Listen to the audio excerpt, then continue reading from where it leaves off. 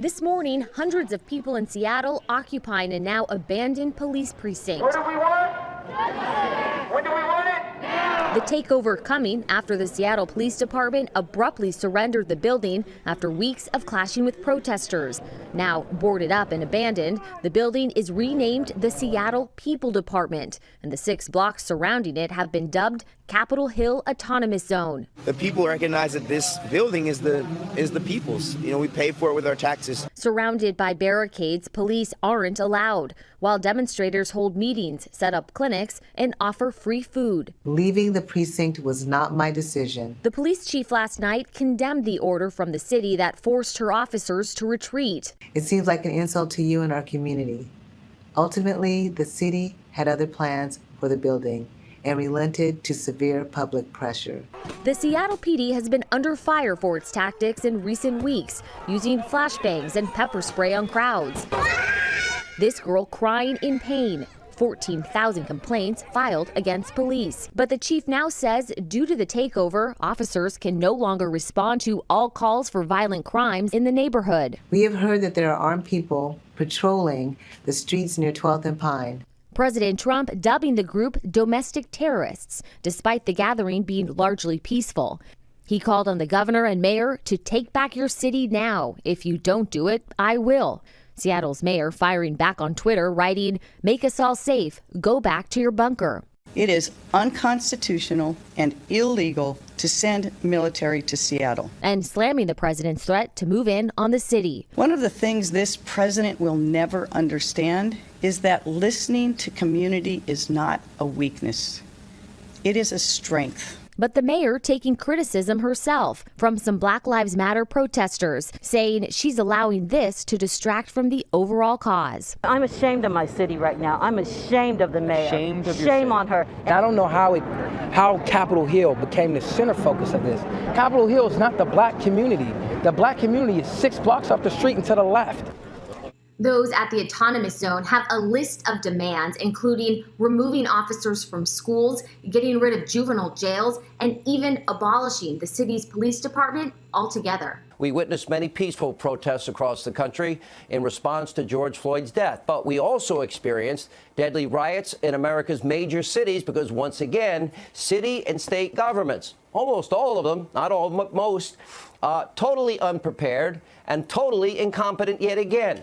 We see looting, we see arson, we see violence, we see death, we see destruction, we see lawlessness and anarchy.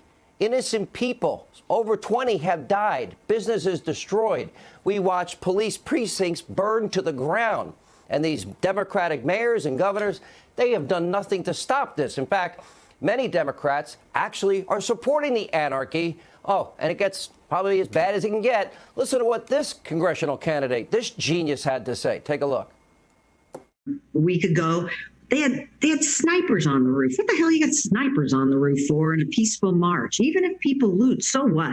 Burn it to the ground, if that's what it's going to take to fix our nation. I know people want me to say that, but I'm just saying.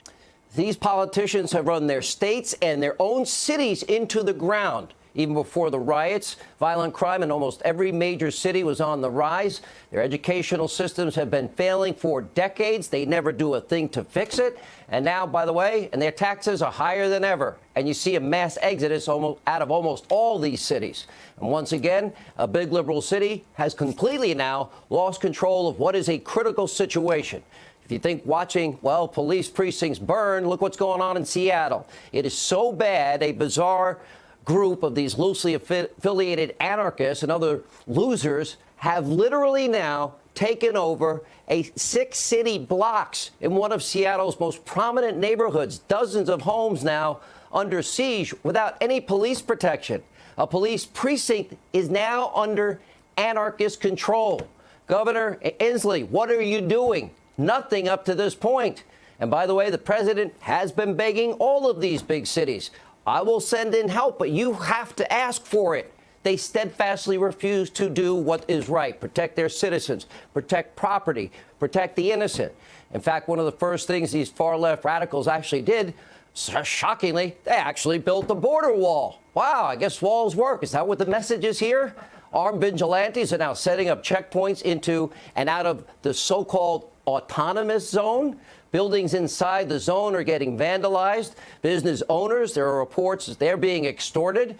Fights are breaking out. People are being assaulted, and an entire police precinct totally abandoned and taken over by the anarchists. 6 blocks of pure anarchy inside the great United States of America. Now, I don't know about you, but I don't think I ever imagined we'd be seeing all of this in this great country of ours. I didn't think I'd see if it was happening. They didn't do anything to protect innocent people either.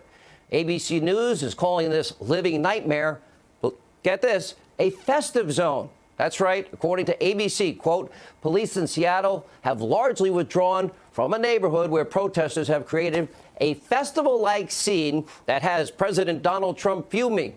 Now, the real problem for anyone with eyes to see and a functioning brain is that Seattle's Democratic mayor, Washington's Democratic governor, they're doing nothing to protect their people and restore order, protecting life, protecting property. The citizens of Seattle now are literally in danger, and we're watching it in real time.